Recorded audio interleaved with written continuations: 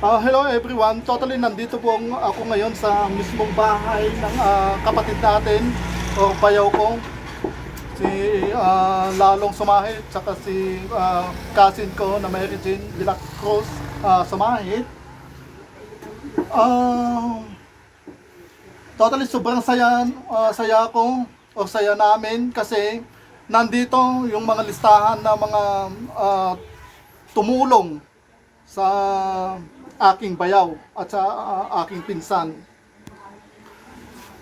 Ang una, totally ipag ko ito na taga Delpin Albano na ayaw magpakilala, mismo nagtatrabaho sa Canada. Totally nagbigay siya ng 1,000. Pangalawa, ganun din sa bayaw ko na nagbigay rin siya ng 500. At kay Mr. Richard Siloso, na friends ko sa Facebook, nagbigay siya ng tulong na 200. Then, mayroon ding nagbigay sa akin, sa mismong Gcash ko rin ng tulong na 50 pesos. Pero hindi niya ibinigay yung mismong pangalan niya. Pero kahit ganito na halaga, ay taos puso pa rin kami nagpapasalamat. Ito yung number niya na nagbigay na yon. 0969-04-10872. 50 pesos yung binigay niya.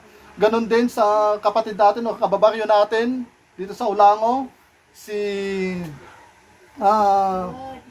kapatid natin na si Leia Balintag. Totally nagbigay rin siya ng 200. At ganon din sa apo ko na si Rose Joy Coquial Clave, na nagbigay siya ng tulong na 300.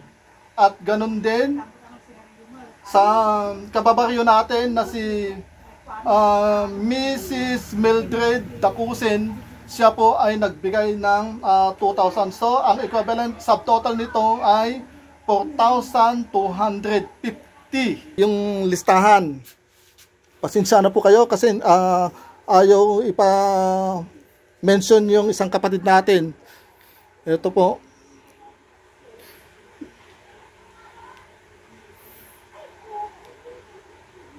So ito lahat po yung tulong na kabuuan ng pera na nalikom. So sobrang nagpapasalamat po kami sa mga tulong na ibinigay nyo. Ito pong ibibigay ko sa mismong bayaw ko.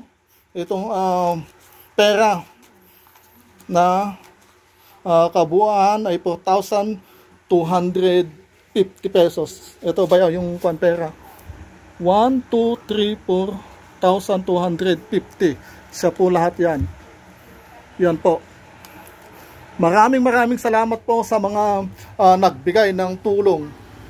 Napakalaking biyaya po para sa kanila itong tulong na ito.